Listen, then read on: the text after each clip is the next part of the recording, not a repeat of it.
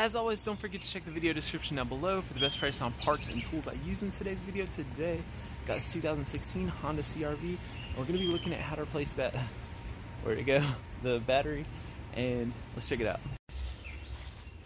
Alright, it's pretty simple stuff we got to do here.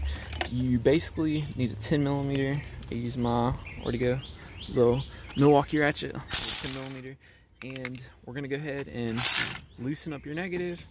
Go ahead and pull this guy up, and then I like to do that first just because then it's less likely to spark and blow a fuse when you go to disconnect your positive. So now you're going to wiggle this positive off, loosen that 10 up, kind of set them off to the side.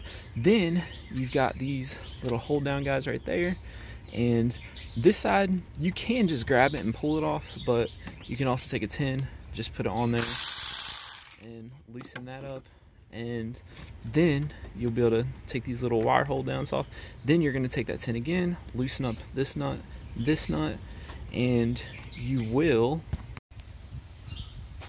go ahead and just kind of look down there. You can see I can kind of pull this guy out of the way, and over here kind of get him out of the way, and you can see it hooks down in that little hole right there. It's kind of hard for me to get a good view on it, but it's like that.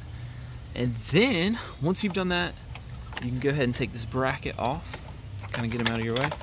And it's important that your battery is disconnected before you do that, because that's a lot of metal, and if you bump that metal up against this positive while the battery's connected, again, you can pop a fuse, make sparks, get the metal real hot, burn yourself, something like that. So just take those precautions. And then, did Honda give us a handle? I don't think they did. So this one I'm gonna have to use two hands. It's also got this little cover. I think this is for like if the battery explodes or something. But you take this off, and then I'm bad about leaving those off when I go to put it back in. I put everything back together, and I'm like, crap, I didn't put the thing back on. So just remember to put that on before you tighten everything back up. And then just go ahead and, we'll pull up and out of the way.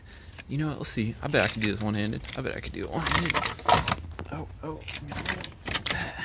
And then, boom. That is it.